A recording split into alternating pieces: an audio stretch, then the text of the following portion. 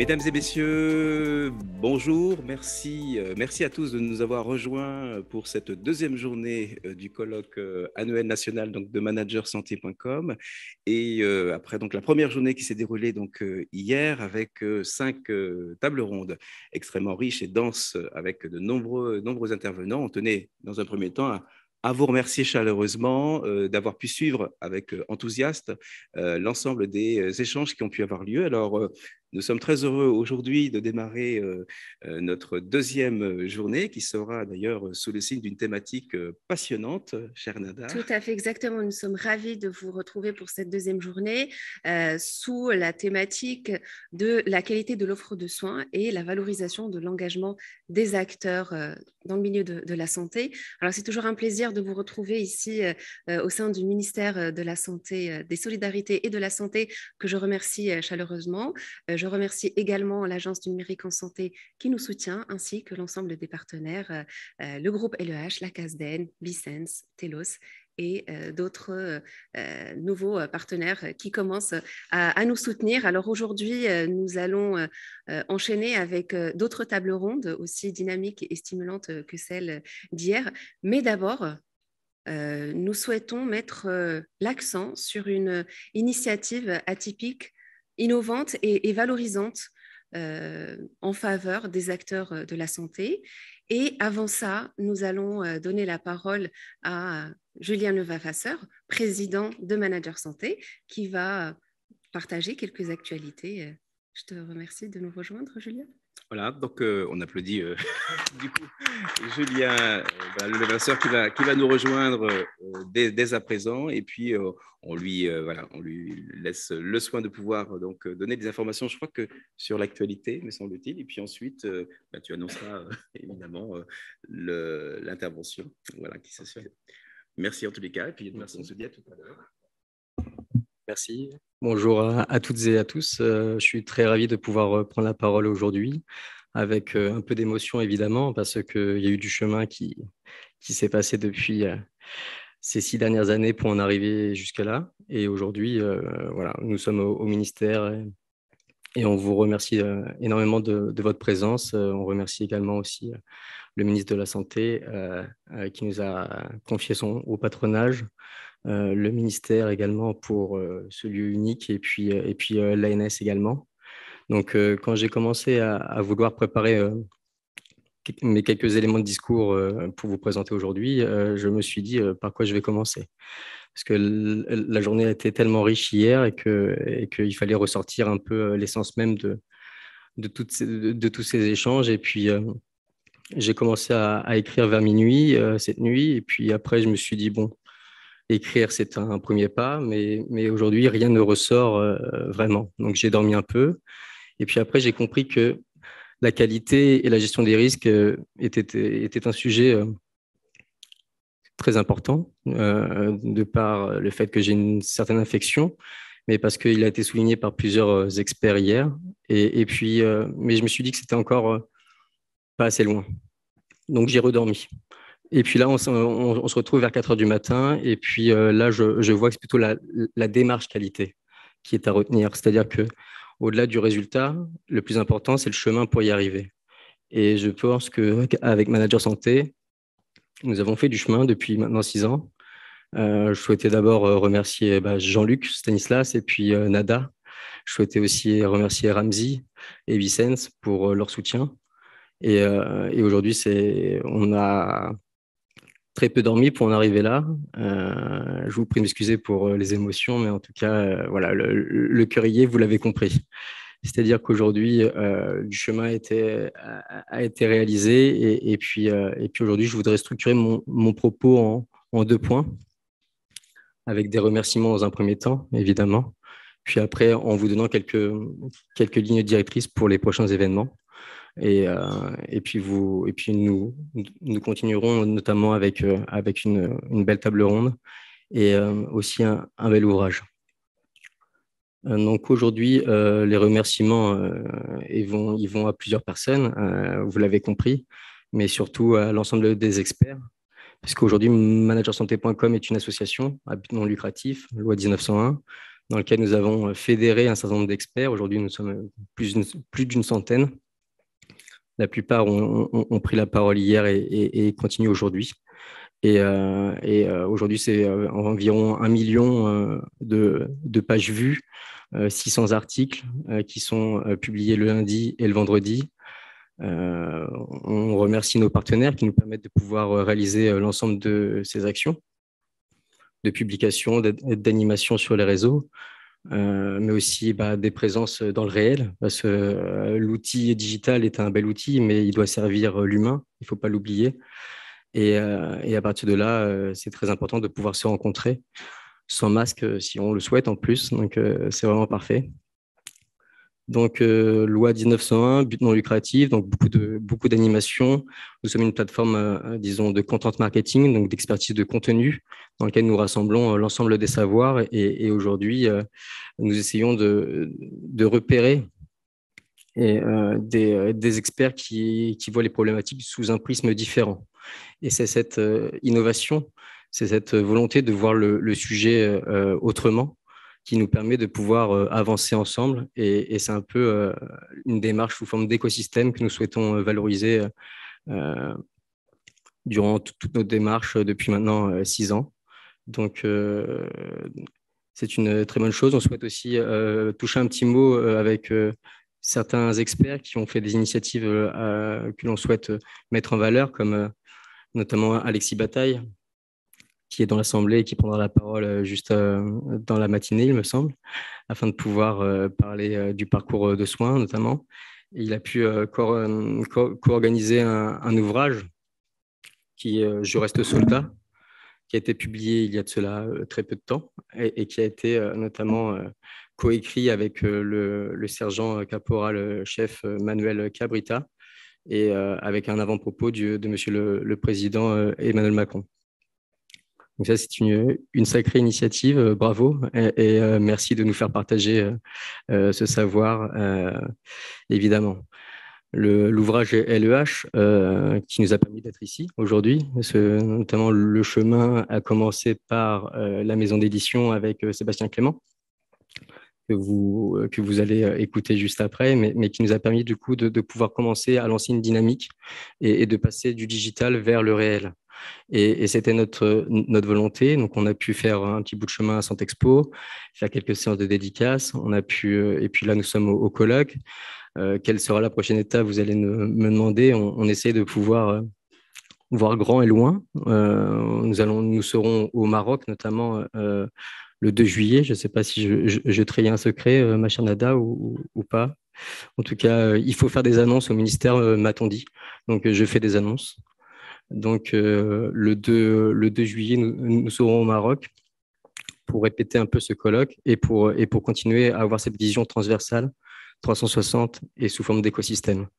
Parce que tout seul, on peut aller plus vite, mais comme on le dit souvent, à plusieurs, on va plus loin. Et c'est cette transversalité qui nous caractérise ici, en rassemblant le médico-social, le sanitaire, le privé, le public, en France et à l'international, avec une vision administrative et soignante.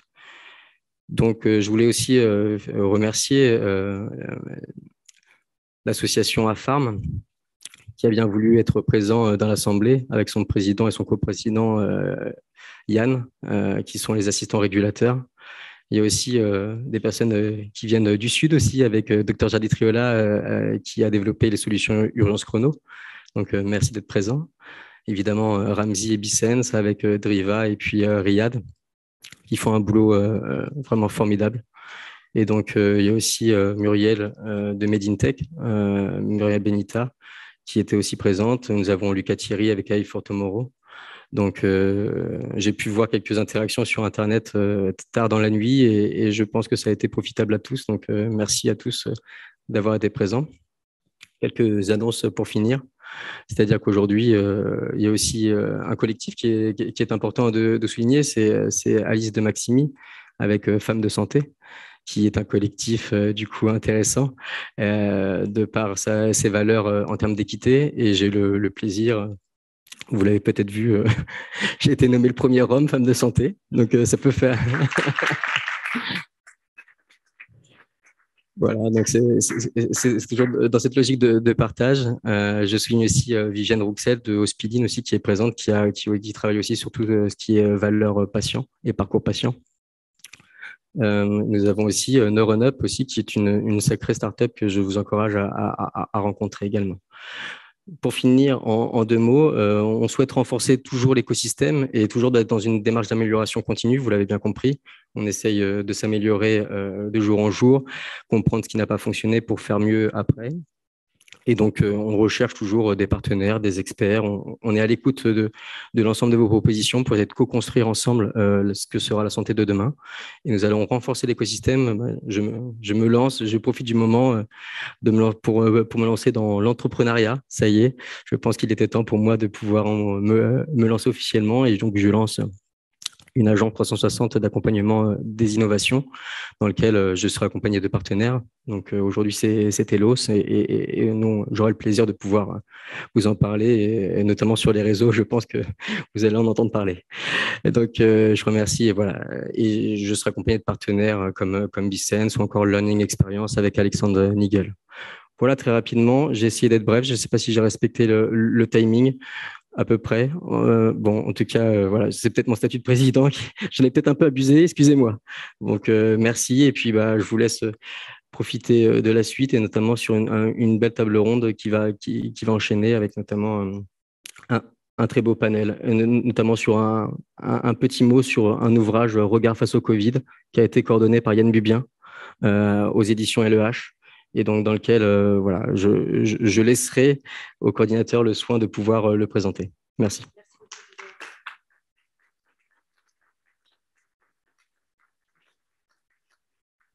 Merci, Monsieur le Président. Alors, je vous en ai parlé rapidement tout à l'heure, une initiative innovante et extrêmement valorisante pour l'ensemble du secteur de la santé.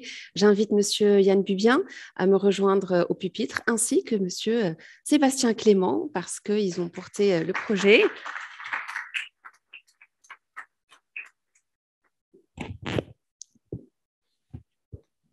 Bonjour à toutes et à tous. Merci de m'avoir invité aujourd'hui, à la fois pour parler dans une table ronde sur l'innovation, mais également pour parler de ce bel ouvrage qui s'appelle Regard face au Covid, que Sébastien tient dans ses mains, et un très bel ouvrage que nous avons décidé de lancer il y a déjà 2 ans, puisque le 24 janvier 2020, on a eu le premier patient français atteint du Covid à Bordeaux, au CHU de Bordeaux. Et quand on l'a accueilli, très vite, et bien évidemment, tout s'est enchaîné dans notre établissement, comme dans tous les autres établissements de santé, bien entendu. Assez vite, avec le professeur Denis Malvy, qui est infectiologue au CHU et qui s'est retrouvé très vite dans toutes les instances nationales sur le sujet, on s'est dit qu'il fallait faire œuvre de mémoire et collecter un ensemble de documents, de témoignages sur le sujet Covid-19, parce qu'on voyait bien que ça allait être une pandémie qui allait marquer l'ensemble des États sur notre planète. Et c'est ce qui s'est passé. Et on a collecté des documents, mais assez vite, je me suis retrouvé un peu coincé parce que je ne me suis pas senti avec le temps suffisant pour élaborer tout ce que nous souhaitions faire au tout début. Et donc, on est parti sur autre chose. Avec Sébastien Clément, qui est éditeur à Bordeaux, on s'est dit qu'on allait faire un ouvrage qui est celui-ci, avec 50 portraits à la fois des photos très belles, des photos artistiques par un photographe qui s'appelle Laurent Dourieux, et à côté, un texte sur l'histoire de chacun, le témoignage de chacun des professionnels de santé sur le Covid, un témoignage retranscrit par une écrivaine, Anne-Catherine Nadeau. Et donc, on a coordonné ça, on a confié ça à Sébastien Clément et on a réussi à enfin à sortir ce très bel ouvrage, 50 portraits, 50 histoires, 50 témoignages à un moment donné sur le Covid-19, avec toutes les professions de santé qui sont rassemblées, bien sûr, les médecins, les infirmiers, les aides-soignants, mais aussi les techniciens, les cadres, les ingénieurs, les directeurs, tous ceux les ambulanciers bien sûr, tous ceux qui représentent un hôpital, tous ceux qui représentent un établissement de santé et qui s'expriment dans cet ouvrage. Voilà, donc un très bel ouvrage dont nous sommes assez fiers, et je crois que les professionnels de santé, en tout cas, sont aussi assez fiers de ce bel ouvrage. Voilà, merci à toutes et à tous.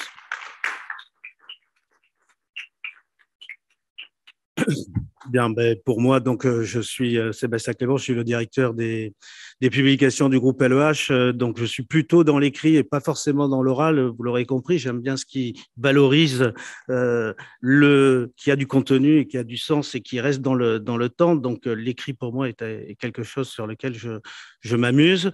Donc, merci d'abord à Jean-Luc, à Nada et Julien pour votre initiative. C'est assez extraordinaire de réunir tous les auteurs de l'ouvrage Innovation et Management, et merci à eux pour leur confiance et de continuer à promotionner l'ouvrage, parce que c'est ça qui est intéressant, c'est d'aller au-delà, et on ne sort pas un ouvrage pour qu'il reste dans les piles, et justement pour qu'il soit transmis, qu'il soit lu le plus possible. Et c'est en ce sens que ce travail de d'essamer, de valorisation est très important. Donc, moi, pour revenir à ce projet, merci Yann de nous avoir fait confiance, parce que je suis sorti un petit peu du cadre. D'habitude, je suis dans du texte scientifique, édition de droit, gestion, management, stratégie en santé. Et là, Yann m'a fait une commande qui sortait un petit peu du commun, puisqu'il m'a dit je veux quelque chose de beau. Alors moi, le beau, évidemment, je suis sensible à l'esthétisme, et je vous dis pas la pression que j'avais, surtout sur quelque chose que je connaissais pas forcément. Donc j'ai cet ouvrage, c'est le collectif, c'est pas tout seul que je l'ai fait. Il a réuni, donc Yann en a parlé, un photographe qui a rencontré personnellement 51 personnes, 51 acteurs qui ont été choisis. Ces 51 acteurs, donc il a fallu passer du temps avec eux pour les décontracter et arriver à ces très belles photos que vous voyez, parce que ce qui ressort quand vous regarderez ce livre, c'est l'authenticité. Moi, ce qui m'a choqué, c'est qu'il a réussi à capter quelque chose où, voilà, il y a des gens qui ne trichent pas, et je pense que dans le milieu de la santé, nous avons des acteurs qui ne trichent pas et qui sont devant le malade, et forcément, on ne triche pas quand on est devant le malade. Donc, il y a ça, il y a aussi donc l'écrivain, parce qu'il a fallu aussi du texte, et la commande de Yann était de dire, mais je ne veux pas que ça soit du journalisme, je veux que ça soit du texte romancé. Donc, il y a eu ce travail encore d'écoute avec cet auteur, Anne-Catherine Nadeau, et ensuite collationner les textes, les relire, et que tout le monde qu'on arrive à quelque chose qui a du sens. Donc après, il y a eu comme autre acteur un expert en images, parce qu'il a fallu aussi donner cette sublime, je dirais, image qui ressort des photos. Ensuite, un correcteur et relecteur pour enlever les coquilles, parce que le pire chez un éditeur, c'est de laisser des coquilles, et Dieu sait que des fois, il peut en rester, et que les plus évidentes, des fois, ne sautent pas à l'œil. Donc, voilà, un correcteur, et puis ensuite, une éditrice, et puis ensuite, moi, en tant qu'assembleur, je dirais, de contenu et passeur de connaissances. Voilà, et on est arrivé à cet ouvrage, donc quand je l'ai remis à Yann, c'était le moment de vérité. Et Yann était dans son bureau, il a fait 3 tours de son bureau sans dire un mot, et il me l'a remis, il m'a dit c'est bien. Et là, j'ai dit bon, mission accomplie.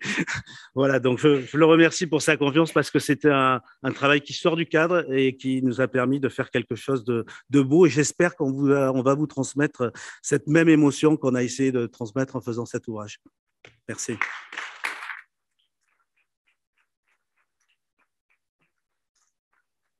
Voilà, donc là, je vous donne un aperçu.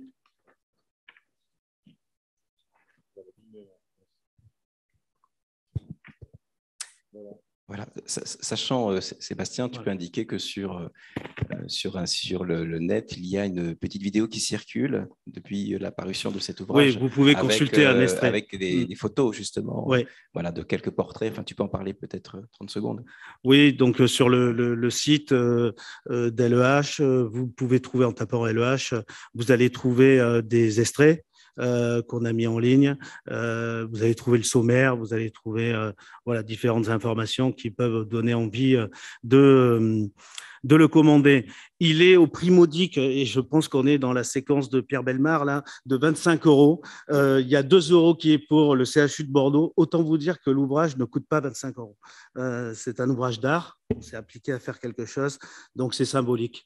Voilà, donc on compte sur vous pour garder en mémoire, parce que ce qu'on a voulu faire, c'est quand même garder un livre, c'est un mémorial, hein, c'est un livre d'histoire qu'on ouvrira peut-être dans 10 ans ou 15 ans ou dans 20 ans, en se disant mais ça a vraiment existé. Donc c'est ça, c'est ce témoignage de garder en mémoire ce qui s'est passé, et voilà ce qu'on a voulu faire. Et j'en profite pour remercier déjà quelques partenaires qui nous soutiennent dans cette démarche, dont la CASDEN. Donc, merci à la CASDEN pour avoir été un des premiers à nous soutenir dans ce projet. Merci beaucoup. Merci beaucoup. Merci, cher Sébastien, et Yann Bubien, pour avoir fait la présentation solennelle et tout à fait, je dirais, mémorable et émouvante d'ailleurs de cet ouvrage. Alors, comme nous avons encore quelques petites minutes, donc on pourrait peut-être en profiter, Yann, peut-être pour donner un peu quel est le ressenti sur le terrain d'ailleurs des professionnels de santé qui ont découvert cet ouvrage, puisque je crois que la sortie était prévue le 17 mars, me semble-t-il, quelque chose comme ça. Enfin, en tout cas, sur le terrain, quel est le retour des professionnels de santé? Bah, écoute, il est très bon.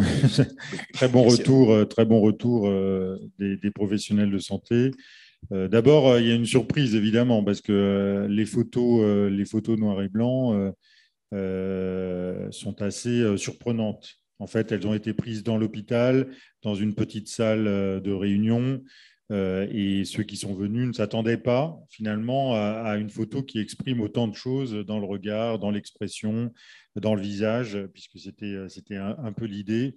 Et effectivement, on voulait sortir du photojournalisme. On ne voulait pas de portraits pris, c'est un parti pris, hein, on ne voulait pas de portraits pris dans les services, au lit du malade, etc. On voulait des portraits qui soient tous dans la même salle, au même endroit, avec la même pose, ou à peu près la même pose. Voilà, donc il y a eu une surprise de la part des professionnels qui ne s'attendaient pas à d'aussi belles photos, je crois. Ça a été une énorme surprise. Deuxième surprise, ça a été sur le texte, puisque le texte a été retranscrit par une écrivaine de manière à avoir aussi une uniformité tout au long du livre, pour avoir des textes qui soient de même nature et pas avoir l'expression de chacun sur le sujet. Et ils se sont retrouvés dans cette expression. Et ça, c'est une très bonne chose. Je crois qu'il y a une fierté à se retrouver dans un très beau livre, un livre d'art, un livre de mémoire. Aujourd'hui, on a besoin de ce patrimoine immatériel. On en aura besoin encore plus dans les années qui viennent, parce qu'on sait qu'on oublie beaucoup de choses avec le temps. Je vois déjà qu'en 2022, on a oublié beaucoup de choses qui se sont passées en 2020. En 2020, à la même époque, il y a 2 ans, on n'avait pas du tout le même ressenti général sur la pandémie. On voit bien que les choses ont évolué et on a été très marqué. Moi, j'ai été très marqué, ainsi que tous les professionnels de santé, je pense, par toutes ces grandes phases, ces grandes étapes très différentes au long de ces 2 années.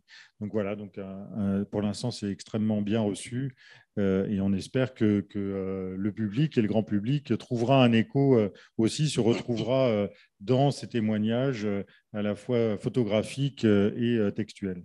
Parce que la volonté était que cet ouvrage aussi puisse, je dirais, permettre à l'ensemble des professionnels, quel que soit l'établissement dans lequel ils exercent, eh bien, ce témoignage collectif sur les différents profils qui ont été voilà, qui ont été retranscrits dans cet ouvrage. C'était aussi une volonté forte initiale. Oui, ce n'était pas être simplement au CHU de Bordeaux, c'était également incarner des hospitaliers, des soignants en général. D'ailleurs, on nous demande maintenant de faire des expos photos un peu partout en France, et donc on voit que ça fonctionne pour l'instant très bien.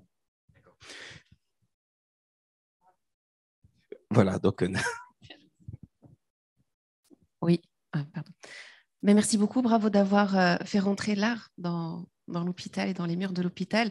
J'aurais une question par rapport à l'amont, avant, quand vous avez parlé, quand vous avez abordé le sujet avec les équipes, avec les personnes que vous avez sollicitées pour les embarquer dans ce projet, et quelle a été leur réaction, j'imagine?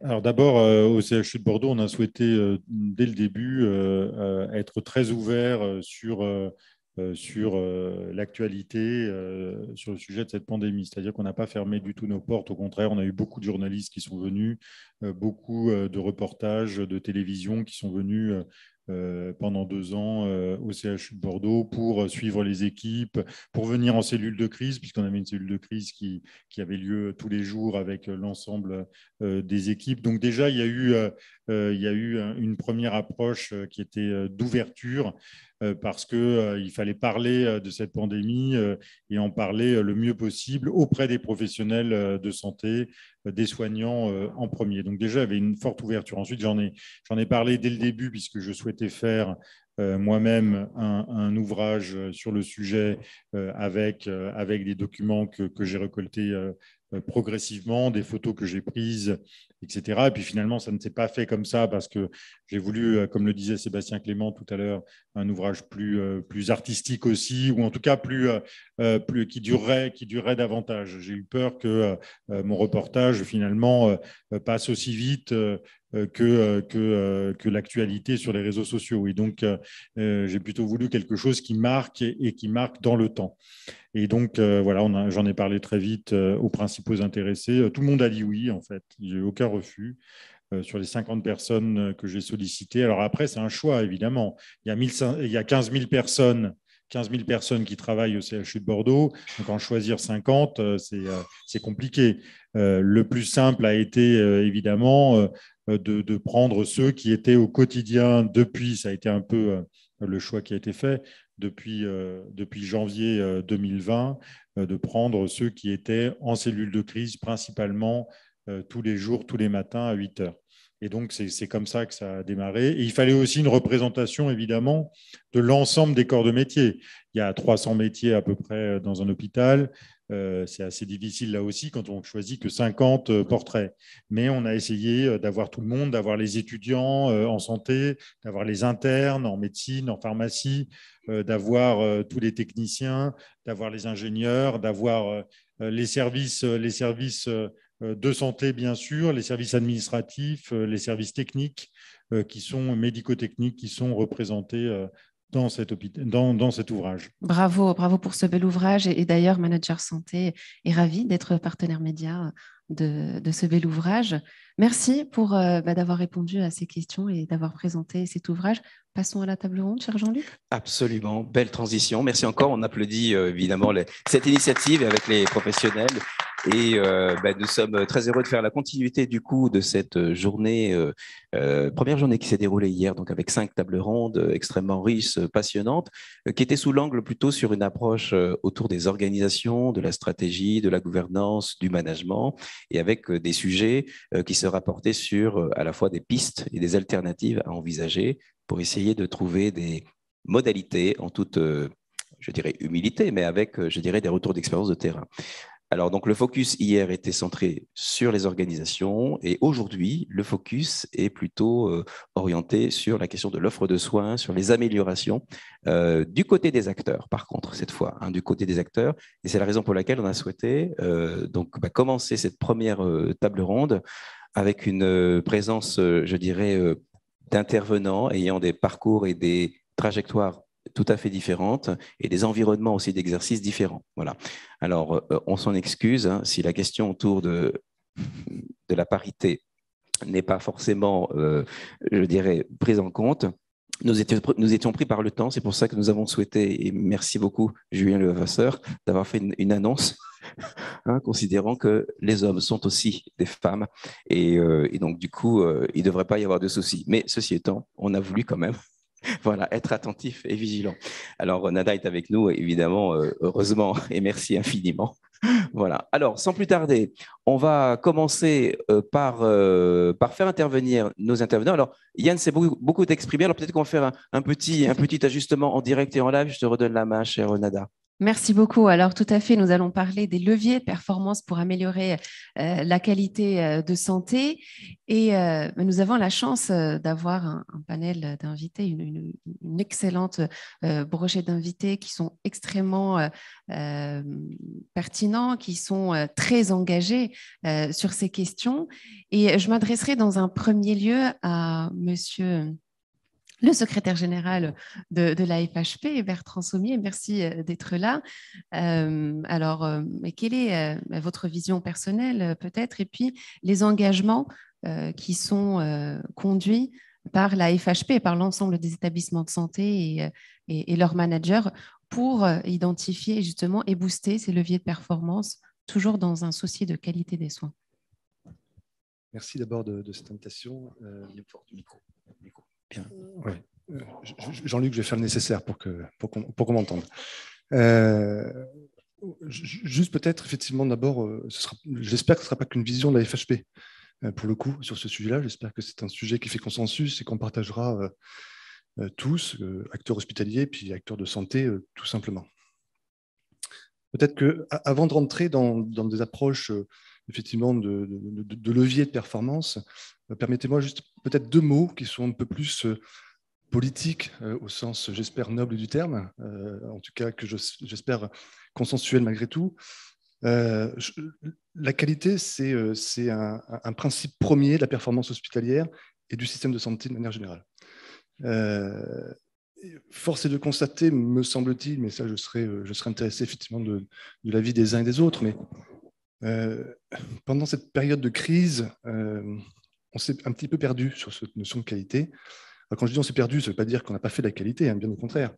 Mais rappelez-vous qu'il y a quelques années, notamment au début de la mandature actuelle, il y avait eu quelques ambitions sur cette approche qualité, de pertinence, qui devait s'inscrire, et d'ailleurs qui a été inscrit dans différents véhicules plus ou moins juridiques, notamment un protocole de pluriannualité qui tient au financement, et qui avait de vraies ambitions, et des ambitions qui n'étaient pas des ambitions normatives et descendantes, mais des ambitions effectivement de co-construction de sujets, de savoir comment on passait sur cette notion de pertinence et d'amélioration de la qualité. Vous verrez que je mêlerai assez souvent les notions de pertinence et qualité, même si les notions peuvent se distinguer. Malgré tout, je suis assez attaché effectivement à ce qu'on puisse faire ce parallèle-là ce matin. Donc, je crois qu'aujourd'hui, le politique doit réinvestir le sujet. C'est important, effectivement, qu'on le réinvestisse avec l'esprit qui avait prévalu il y a quelques mois, quelques années. Je ne sais plus comment il faut dire par rapport à cette période compliquée que nous venons de traverser. Il faut le réinvestir pour lui donner une véritable ambition. Je souligne ça parce que, pour avoir un petit peu suivi les différentes auditions faites auprès des équipes santé, des candidats, ou voire des candidats eux-mêmes dans le cadre d'auditions santé, j'ai pas vu, j'ai pas entendu, mais peut-être que je suis passé à côté de certaines choses, mais j'ai pas entendu la qualité comme un vecteur important, ou en tout cas comme un vecteur effectivement qui est un vecteur structurant de l'offre de soins ou de l'offre ou du système de santé que le nôtre. C'est pour ça qu'effectivement, il y a peut-être chacun d'entre nous collectivement, je crois qu'il faut qu'on reporte ce sujet de la qualité dans le cadre effectivement de ce présidentiel, des législatives, en tout cas des mandatures qui vont s'ouvrir, parce que c'est un sujet qui est structurant, qui est essentiel, qui est un principe premier, comme je le disais, du système de santé. Alors, ceci étant dit, c'est un sujet qui est complexe. Alors, quand je dis complexe, ça ne veut pas forcément dire compliqué. Ça veut dire complexe tout simplement parce que ça engendre, ça touche une multitude de parties prenantes.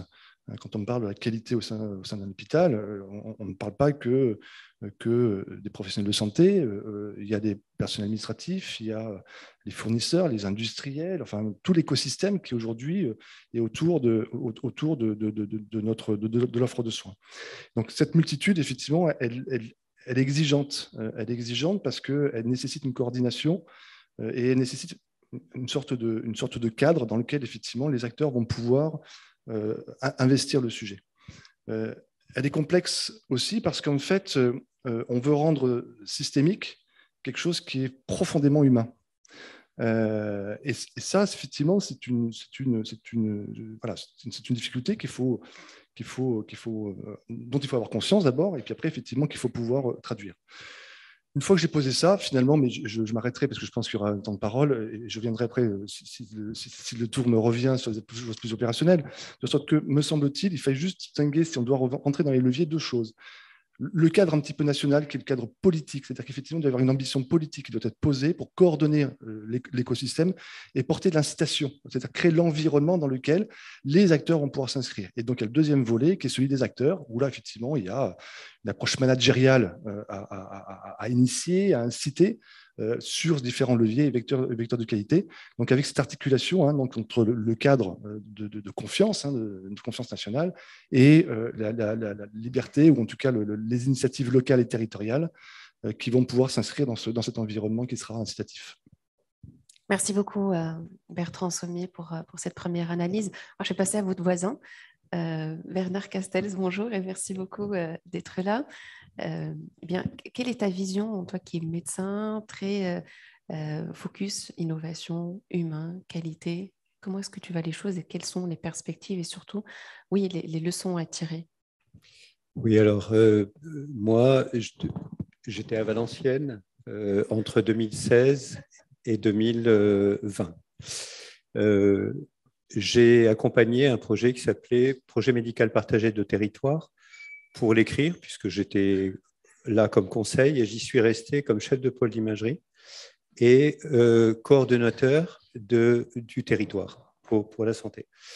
Alors, très concrètement, le vrai souci qu'on a trouvé tout de suite, c'est que quand enfin on a des réunions dans lesquelles on s'aperçoit que les acteurs veulent travailler sur la santé, pas que sur le soin, sur la santé, ensemble, on a trouvé un premier arrêt, et point très important, c'est qu'ils ne pouvaient pas échanger d'informations entre eux. Donc, on a introduit dans ce PMP, de façon systématique et pour tous les parcours, on a introduit l'idée qu'il fallait un dispositif numérique qui permette aux acteurs d'être informés, de pouvoir orienter les patients et de pouvoir gérer des cas complexes. Et des cas complexes sur le territoire de Valenciennes et ce qu'on appelle le Grand Hainaut, il y en a beaucoup. Il y en a beaucoup parce que dans cette mission, j'ai comptabilisé avec les éléments de santé publique, il y avait 3300 personnes qui mouraient prématurément tous les ans, autant que sur la route pour la France, de maladies. Alors, la mort prématurée en santé publique, c'est des gens qui ont entre 50 ans et 65 ans. Ce n'est pas des vieux, c'est une génération et demie. Et donc, ça a interrogé. Alors, cette statistique, on la trouve sur beaucoup de territoires. Ce n'est pas le souci. Donc, concrètement, il a fallu faire quoi? Considérer que l'hôpital était toujours un acteur majeur du territoire ou de son bassin. Et ne pas, à partir des principes de la loi 2016, considérer qu'on allait tout basculer du jour au lendemain vers la médecine de ville, le médico-social et le social. Parce que ce n'était pas possible et c'est toujours pas possible. Donc, l'ambition, ça a été de dire comment l'hôpital, qui est un acteur majeur des territoires, va se projeter sur le territoire, projeter sa capacité d'agir, sa capacité de décider, sa capacité de penser l'avenir en termes de prise en charge avec tous les acteurs de la santé. Et dans tous les acteurs de la santé, il y a les politiques, il y a les agents économiques, il y a les agents des associations, bref, les patients. J'aurais dû le dire au départ, mais je peux le dire à la fin, peu importe. Maintenant, ils sont présents et ils seront de plus en plus présents. Et l'idée, c'était de concrètement organiser ça. Alors, on y a été tout doucement. À l'intérieur de l'hôpital de Valenciennes, on a créé, et je reparle d'organisation, mais 2 minutes, une cellule méthode et projet. Une cellule méthode et projet, ça sert à quoi? Ça sert à faire de la maîtrise d'ouvrage, c'est-à-dire à savoir comment on prend des décisions, pas au doigt mouillé, pas en fonction de la mode, pas parce que machin l'a fait, mais parce que on se donne les moyens de comprendre la décision qu'on prend. On fait un dossier, enfin, un projet qu'on articule avec tous les éléments, y compris les éléments financiers, bien entendu. Et derrière, on s'intéresse à sa mise en œuvre. Mais on s'intéresse à la mise en œuvre, pas parce qu'on l'a décidé, qu'on se dit comment on va faire. On s'intéresse à la mise en œuvre parce qu'on a anticipé les éléments de la mise en œuvre et qu'on décide de suivre cette mise en œuvre à l'intérieur de l'hôpital, mais aussi par les effets que ça va avoir sur le territoire, médecine de ville, médico-social et domicile, puisque de plus en plus, on va avoir les IoT. Donc, voilà la posture qu'on a voulu prendre. Et comme on était à Valenciennes et qu'on n'était pas eu, c'est un avantage. On n'était pas obligé d'être super intelligent. On a dit, on va faire très concret. Et donc, on a fait focus sur l'exploitation de l'hôpital, puisque c'est ça qui préoccupait les directeurs et leurs équipes. L'exploitation, ça veut dire les flux de patients, combien de patients on reçoit, et les parcours, c'est que deviennent ces patients à l'intérieur de l'hôpital, et quand ils ne sont pas à l'intérieur de l'hôpital, que deviennent-ils quand ils sont sur le territoire? Et ça, c'était un des éléments importants. La deuxième partie de cette interrogation, c'était de s'interroger sur, de poser la question de l'avenir. C'est-à-dire, au fond, si on met du numérique à l'intérieur d'une organisation aussi complexe qu'un GHT plus un territoire, etc., à quoi ça va servir ce numérique? Alors, vous avez compris, je n'ai pas employé le mot informatique, d'accord? On a dépassé aujourd'hui, si on a des systèmes d'information, on se trompe. Il faut avoir des systèmes numériques d'accompagnement des activités de soins et de santé. Et donc, dans nos projections, et je terminerai là-dessus, dans nos projections, on va pouvoir accompagner la qualité, par exemple. Comment on fait le recueil des IPAX à l'intérieur des établissements que l'on gère? Est-ce qu'on peut gagner du temps sur la qualité du travail que l'on fait dans les directions qualité pour ne pas perdre de son temps et des années à colliger à la main avec des gens vivants qui pourraient faire autre chose que ça? Et donc, il y a cet aspect-là. Deuxième aspect qui est très important, c'est la gestion des coûts à l'intérieur de l'hôpital, c'est-à-dire mettre en place des éléments de conseil de gestion, de contrôle de gestion, pardon, qui permettent de mieux comprendre quels sont les coûts. Et j'ai fait un travail comme ça à l'Institut Montsouris que j'ai eu la chance de co-diriger pendant 2 ans, et on voit à quel point ça peut donner des résultats. Et le troisième aspect, c'est ce qu'on pourrait appeler le profilage des patients, c'est-à-dire mieux connaître les patients à l'hôpital, mieux connaître les patients sur le territoire et en médecine de ville, et mieux les connaître de façon générale. Puisque comme on s'est donné un objectif qui s'appelle 5P, vous imaginez que pour y arriver, il va nous falloir accepter cette complexité du populationnel pour pouvoir comprendre les évolutions. Merci beaucoup, Bernard. Alors, je retourne la parole à Yann. Donc, on a parlé d'art, parlé de photos, on a parlé de romans.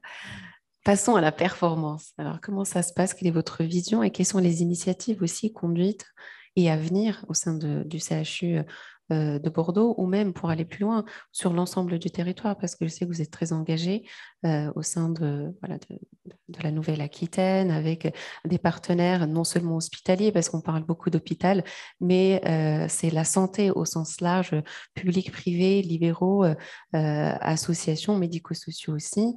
Donc, quelle est l'actualité et surtout les engagements en performance des soins? Vaste sujet. Je vais essayer de résumer ça de manière assez rapide en 5 minutes. D'abord, merci beaucoup de m'avoir invité pour parler de ces sujets-là. Voilà. D'abord, plusieurs points. Quatre points en fait. Je ne sais pas si ce sont des leviers, mais pour moi, ce sont en tout cas des impératifs pour mener à bien cette qualité des soins dont on parle beaucoup, qui fait aussi, évidemment, qui est la vie des établissements de santé au quotidien, parce qu'on ne pense qu'à ça, hein, finalement, à la qualité des soins et à l'accueil des patients. C'est notre objectif, c'est notre but, et donc c'est ce qu'on fait au quotidien. Quatre impératifs. D'abord, les ressources humaines, les femmes et les hommes qui composent, qui sont et font les établissements de santé. 2, le numérique, l'innovation, dont je voudrais parler également. 3, les territoires, parce qu'aujourd'hui, on ne peut plus raisonner seul. Il faut travailler avec tout le monde et en complémentarité. Et 4, les patients, évidemment, et les associations de patients sur lesquelles je reviendrai. Donc, pour aller rapidement sur le sujet, d'abord, on a sur les ressources humaines. On a un vrai sujet aujourd'hui, un sujet qui nous a tous envahis depuis quelques mois, un sujet qui n'est pas nouveau, mais qui est devenu vraiment très difficile en ce moment, très difficile notamment depuis l'été dernier, notamment sur les professionnels paramédicaux. On a tous, que ce soit dans le public, dans le privé, on a tous de très grandes difficultés aujourd'hui de recrutement. Et ça, pour moi, c'est le premier problème. Et finalement, c'est le premier sujet sur lequel il faut travailler. Alors, c'est plusieurs sujets à travailler là-dessus. D'abord, évidemment, c'est l'enseignement, c'est la formation initiale, continue, c'est l'attractivité, c'est le recrutement, c'est évidemment le salaire, la rémunération qui sont très importantes. Aujourd'hui, en tout cas, ce que l'on voit, c'est que les contraintes qu'on a quand on travaille dans un établissement de santé, moi, je parle des établissements publics, mais c'est pareil dans le privé.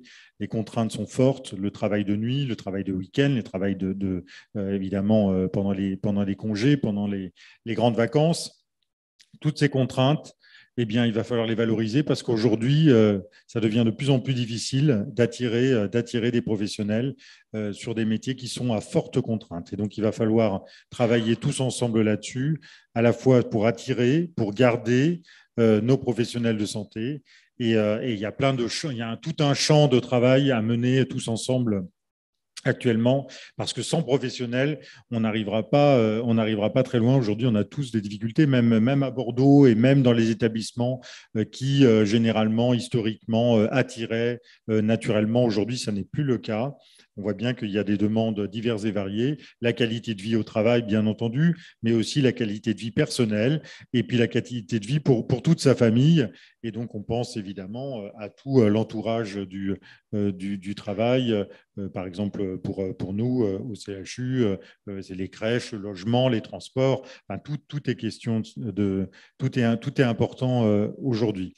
Et ça touche tous les professionnels de santé. C'est ça qui est incroyable. C'est vraiment, on touche tout le monde. Donc ça, c'est le premier point dont je voulais parler. Le deuxième, on en a parlé à l'instant, c'est évidemment le numérique. Le numérique, c'est pas que le système d'information dont on a parlé beaucoup dans les établissements de santé. C'est aujourd'hui le numérique, le digital qui nous a envahis, sur lesquels il y a des leviers extrêmement importants en matière de performance et de qualité des soins. Là aussi, je vais pas m'étendre là-dessus, mais je voudrais faire un focus quand même sur l'innovation, parce que pour moi, c'est un sujet extrêmement important. Aujourd'hui, quand on travaille, d'abord les établissements de santé, ils existent depuis le Moyen-Âge, ils ont toujours innové, ils ont toujours évolué, ils n'ont jamais disparu et ils n'ont jamais fermé depuis le Moyen-Âge, ils sont toujours présents.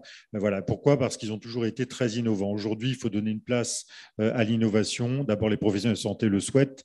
Ils souhaitent être innovants, ils souhaitent travailler. Là aussi, c'est une mesure d'attractivité qui est importante. Et puis, l'innovation, c'est important pour les patients, pour les citoyens. Là-dessus, il y a vraiment un sujet extrêmement important, et notamment sur le financement de l'innovation, qui est assez peu valorisé en France. On a traditionnellement donc un financement sur tout ce qui est bâtiment, bien sûr, sur le construit, sur les soins, sur la recherche, sur l'enseignement. Et l'innovation, elle est souvent assez oubliée, et il faut y penser. En 3, je voudrais parler évidemment des territoires. Aujourd'hui, on en parle depuis des années, mais on voit qu'on a encore des difficultés sur le sujet. Les déserts médicaux, les déserts paramédicaux, c'est une réalité pour nombre de Français. Il faut aussi que nous travaillions sur le sujet. Donc, il y a un travail territorial qui est très important. Il y a eu les CHT, il y a eu les GHT, les groupements hospitaliers de territoire, entre hôpitaux publics. On travaille plutôt bien. Pour ce qui concerne le CHU de Bordeaux, on a un GHT Alliance de Gironde avec tous les 10 établissements de santé publique de Gironde qui sont réunis. On travaille ensemble de manière positive. En Nouvelle-Aquitaine, on a créé il y a un an un GCS qui s'appelle Nova, Nova avec les 3 CHU, Poitiers, Limoges, Bordeaux, qui se sont réunis pour travailler sur les activités de recours, évidemment, mais aussi de formation et de recherche. Et donc, on travaille ensemble extrêmement bien. Il y a un vrai sujet aujourd'hui territorial, et ce sujet territorial, il ne faut pas le voir comme beaucoup de manière hospitalo-centrée.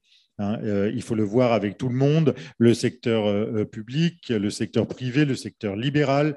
Il faut que tout le monde puisse travailler ensemble. Un système de santé, il est très complexe, mais il est très complet en France. Et comme il est très complet, on a un maillage territorial qui est très important. Je pense aussi, par exemple, aux pharmacies officines qui sont extrêmement présentes sur notre territoire. Il faut travailler avec tout le monde. C'est ce que les gouvernements précédents ont essayé de faire et ont fait. Et notamment quand on regarde la vaccination, les dépistages, etc., on voit que ça s'est bien intégré sur le territoire. Je crois qu'on travaille beaucoup en concurrence. En France, on a un système de santé qui a été vraiment sur de la concurrence pendant très longtemps. D'abord parce qu'on a beaucoup d'établissements privés, des privés lucratifs, des privés non lucratifs, le service de santé des armées, le système libéral, le médico-social, les hôpitaux publics. Et là aussi, dans les hôpitaux publics, il y a tout un maillage extrêmement important. Donc, on voit un système extrêmement complexe, et sur lequel il va falloir travailler, notamment sur les complémentarités. Et là, je crois que sur nos territoires, on peut y aller. Puis, dernier point, c'est sur les patients. Et évidemment, tout le monde en parle, et depuis très longtemps, et depuis la loi Kouchner, et même avant. Là, on a des leviers qui sont extrêmement importants. Moi, en tout cas, au CHU de Bordeaux, on développe énormément tout ce qui est travail avec les associations de patients, avec par exemple, les représentants des patients sont présents dans toutes les instances, y compris le directoire au CHU de Bordeaux. Et donc, on travaille avec eux vraiment. Je ne reviendrai pas évidemment sur le patient partenaire, mais qui est extrêmement important, sur le magnéto-métal, sur l'hôpital magnétique, etc. Mais c'est des sujets dont on reparlera. Mais moi, en tout cas, je pense qu'il faut vraiment qu'on travaille là aussi, non pas simplement pour discuter, mais pour avoir une interaction tous ensemble sur un territoire, patients et citoyens, parce que la santé, ça n'est pas qu'un sujet sanitaire, c'est aussi un sujet social et sociétal. Tout à fait. Merci beaucoup, Yann Bubien.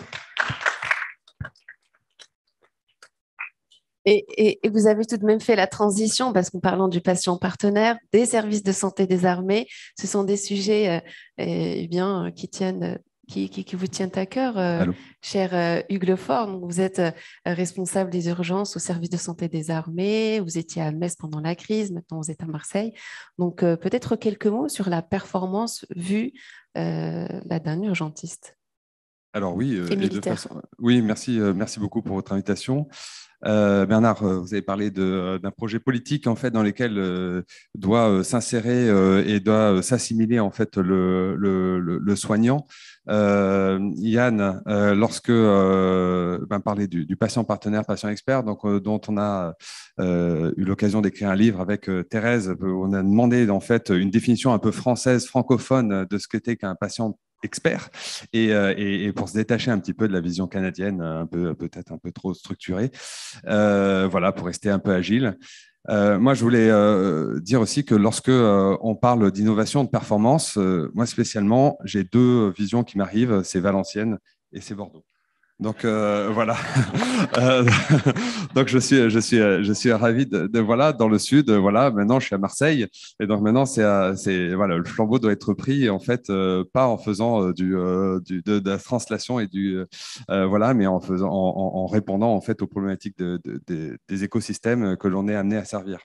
Alors je voulais revenir sur la notion d'innovation. L'innovation, c'est pour pour moi, je considère, et notamment dans les armées, puisque nous, le service de santé des armées, on doit, en tant que chef de service d'urgence, hôpital de plateforme, la crise ukrainienne nous rattrape dans nos impératifs nationaux et internationaux, où clairement, nous actuellement, on réfléchit depuis le début de la guerre à se repositionner en tant qu'hôpital chirurgical et avec une reconformation complète de notre façon de gérer, c'est-à-dire un rôle 4. Rôle 1, c'est au plus près des forces. Rôle 2, c'est on fait du damage control, c'est-à-dire on rétablit en fait la fonctionnalité pour que le patient puisse être ramené en fait sur les rôles 4, c'est-à-dire les hôpitaux d'infrastructure en fait en France, et là où on rétablit l'anatomie. Et la question que se pose actuellement en fait cette crise ukrainienne, c'est si on a un afflux de blessés de 25 patients tous les jours dans nos hôpitaux d'infrastructure, Mariupol, 5000 morts tous les jours sur un théâtre qui a moins de 4 heures, comment est-ce qu'on va gérer? Et la question se pose notamment du rôle 5. Où est-ce qu'on fait en fait les soins post-urgence alors qu'on a une DMS en fait du patient qui sera de 4 jours, 6 jours maximum? Où est-ce qu'on met les patients pour faire la suite des soins alors que ce n'est pas forcément au système civil de prendre en charge ces patients-là, même si c'est écrit dans la loi que, en effet, le système civil reprend la main derrière sur les soins post-critiques. Donc, vous voyez que le service de santé des armées, en fait, souvent doit conforter sa légitimité d'existence sur ces 8 hôpitaux des armées, avec des problématiques qui sont complexes, où tout est relié, entre injonctions de prise en charge civile intégrées dans des GHT, en tout cas collaborateurs de GHT, et ensuite des missions qui leur sont propres et qui sont finalement leur première mission. Donc, par rapport à ces éléments-là, sur les éléments de performance, on nous demande, alors que souvent, je prends mes notes, alors que souvent, en fait, nos partenaires civils pensent que nous sommes comme eux et oublient, et en plus, que nous sommes militaires. Et en fait, souvent, il y a un fantasme derrière le militaire. C'est open bar, on est là et on attend le patient et on attend les missions fortes. Non, pas du tout. On est dans des systèmes qui sont hyper contraints, où nous devons aussi aller en opération extérieure régulièrement et être projetés. Nous, en tant qu'urgentistes, on doit être projetés en fait au Mali, au Tchad. J'étais au Tchad l'année dernière, en début d'année. Voilà. Puis après, des missions aussi parfois un peu annexes. Voilà, je suis expert auprès du mécanisme européen de protection civile. Donc, il y a aussi une vision de l'Europe dans notre stratégie de prise en charge en sécurité civile. Voilà, je l'ai casé. Et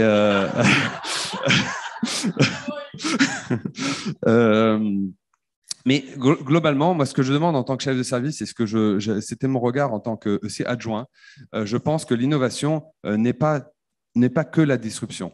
L'innovation, en fait, pour un chef, c'est la consolidation, c'est mettre des systèmes en sécurité et avoir à gérer aussi le niveau de prudence dans les décisions que l'on prend en tant que manager intermédiaire. J'ai beaucoup aimé ce terme-là qu'on a utilisé hier, où en fait on est à un nœud. Moi, j'utilise souvent dans mes topos la notion de sablier. J'ai une belle image de sablier où il y a des humains qui passent en fait de l'un à l'autre. Et c'est ça. Et le manager intermédiaire, c'est en fait, il passe les pouvoirs et de temps en temps ça se retourne. Et il est dans un agglomérat d'injonctions qui vient d'en haut, qui arrive d'en bas aussi, avec un impératif de réconcilier le leadership collectif, mais aussi le leadership personnel. Et ce n'est pas ambivalent. Cette notion de top-down, où c'est un militaire qui vous le dit, avec cette injonction de faire, je pense, en fait, n'est pas ambivalente avec la notion du bottom-up, où on doit intégrer l'humain et remettre le facteur humain, et la base, en fait, doit dire ce qu'elle veut pour le système. Il faut remettre en mouvement des systèmes, et notamment la base, parce que ça reste, en fait, les 3 secrets, comme je disais hier, le terrain, et le terrain conduit toujours. Et la crise, on a bien vu. Moi, je reviens aux deux moteurs et en tout cas aux 2 leçons de la crise Covid, c'est humilité et subsidiarité. Et à chaque fois, en fait, quand les prédicateurs se plantaient systématiquement parce qu'il manquait d'humilité, en fait, et de relecture, et notamment la notion du rétex est fondamentale. Donc, l'incrémentation pour le chef, et plutôt la disruption en fait doit être recherchée par les adjoints, et donc parce que eux ils sont au contact et ils vont chercher en fait ce qui va faire que toutes les solutions avant étaient obsolètes et surtout dans un désir de simplification en fait, des process, parce qu'aujourd'hui, on n'a plus le luxe d'une administration lourde, on n'a plus le luxe, on doit aller beaucoup plus vite, notamment dans la cotation des actes, dans la gestion administrative de nos patients et de notre valorisation en fait, de nos passages.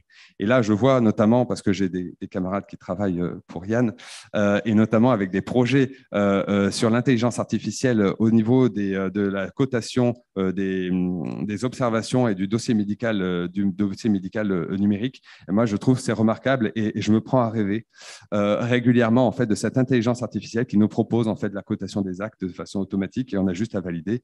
Voilà, donc une amélioration notoire en fait sur le terrain qui fait pas gagner. Alors, je continue sur l'aventure patient qui nous apprend bien sûr cette humilité au quotidien. Entre le cure et le care, on dit toujours que le cure, c'est le fait de soigner et le care, c'est plus le soignant, le paramédical. Quelle performance! Je crois que vous en avez déjà parlé, je ne reviendrai pas sur les parcours patients. On a un système qui est encore trop hospitalo-centré, malgré le fait que, par exemple, le guide SSE sur les situations sanitaires exceptionnelles a décentré, a mis l'hôpital au centre d'un processus. Et ça, je trouve ça remarquable parce qu'on est en train de mettre de l'ambition dans le système de santé, en tout cas de façon très concrète. Et sur le terrain, en fait, on le voit. L'ambition trop bridée en fait de l'aventure des infirmiers en pratique avancée. Je crois qu'il faut pas faire les choses à moitié. Hier, on disait qu'en fait, on n'allait pas. Il faut que j'aille vite parce que t'as pas pris encore ton micro. C'est moi qui ai le micro. Mais aussi en fait avec la remobilisation des infirmiers, des médecins et des paramédicaux en fait libéraux. On voit notamment en gestion de crise ce qui s'est passé au Val-de-Marne où lorsqu'on a un afflux saturant ou un afflux massif, on a une cellule de crise. En fait, ils ont inventé un système où les libéraux se mettent et comment vider en fait les lits d'aval pour aller faire des soins sur les patients en fait qui auraient pu sortir un jour ou 2 jours après et faire ces soins, les transbasités dans le civil. Et je crois, voilà. Ensuite, la définition de la performance.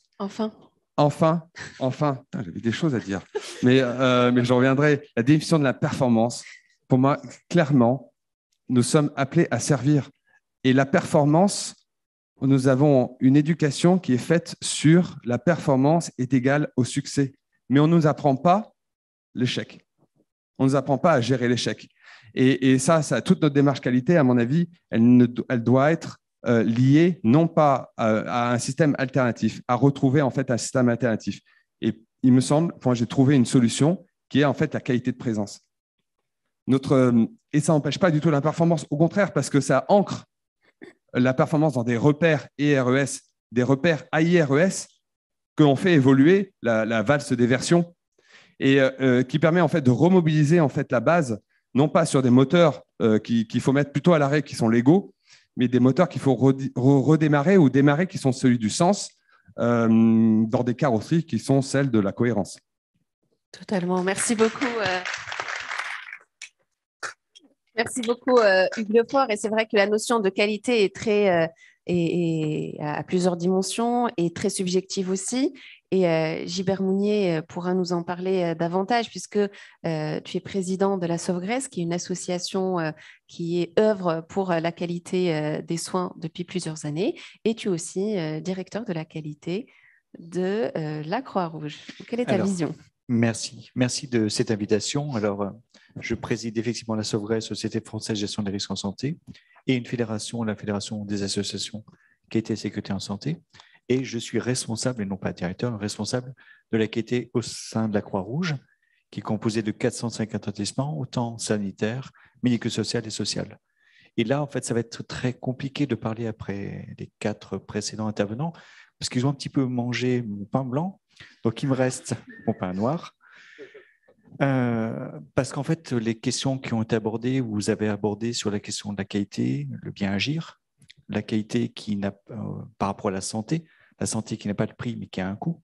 On est sur ces questions fondamentales, parce que la question politique de quelle société voulons-nous, quels investissements voulons-nous, parce que la santé, pour moi, n'est pas uniquement un coût, c'est une question d'investissement. Et pour le voir au sein d'une institution dans laquelle j'apporte un appui en termes de démarche qualité, le sens partagé, l'impact social, les missions que nous portons tous, privés, publics, privés lucratifs, non lucratifs, pour moi, renvoie un petit peu à une vision d'une société, la France, au sein d'un écosystème et sans vouloir placer le mot Europe, j'y crois parce que nous sommes dans un modèle européen, mais je m'inspire aussi du modèle d'autres ailleurs parce que je m'inspire, je ne suis pas seul et perdu au niveau où je suis dans un écosystème global qui est la Terre. Parce que le modèle américain va m'intéresser, va m'interroger. Le Patient Safety ou l'Académie de médecine qui publie sur les erreurs to human en 99, je le retrouve 10 ans après, enfin 2-3 ans en France, 10 ans après en Europe, au Conseil de l'Europe, qui est déjà un peu au-delà même de l'Union européenne, parce que le Conseil de l'Europe introduit des pays, y compris comme la Russie. Même si aujourd'hui, elle fait un petit peu un écart par rapport à certaines valeurs auxquelles je crois. Nous sommes dans un système où la santé n'a pas de prix, un coût, dans un système où la santé, ce n'est pas uniquement soigner, où soigner n'est pas uniquement guérir, mais accompagner. Et là, s'effacent les frontières du sanitaire, du médico-social, voire du social, parce qu'on le voit bien au service de qui? Au service de nous. Et je renverrai une phrase, un petit peu une provocation, la santé est trop sérieuse pour qu'on la laisse qu'aux soignants, que la politique est trop sérieuse pour qu'on la laisse qu'aux politiques. Nous sommes, nous, un petit peu responsables de ce qu'on y mettra derrière. Qualité, pour moi, c'est bien agir, un sens partagé. Derrière ça, le volant, la deuxième phase, et je renvoie un petit peu à ce que dit Hugues, c'est un moment le risque de ne pas bien faire, mais le risque d'apprendre de nos erreurs. Organisations apprenantes, qui sont le Management Hospital, qui sont la qualité de vie au travail au sens le plus global, oui, c'est tout à fait possible. Mais ça nécessite peut-être même des évolutions de notre réglementation. Quand à un moment, j'ai une réglementation qui un petit peu peut me contraindre sur les RMM parce qu'elles peuvent être utilisées et je peux m'inspirer du modèle aéronautique qui va privilégier, protéger cette analyse de RMM parce qu'à un moment, la parole devrait être libre. Parce que je vais apprendre, non pas pour rechercher le fautif, le coupable, mais comprendre l'ensemble des chaînes de responsabilité. Et là, je renvoie à une ancienne présidente de la Croix-Rouge qui a renvoyé la question de responsable, mais pas coupable. Et ça, pour moi, c'est extrêmement précieux. Je crois qu'au service de qui?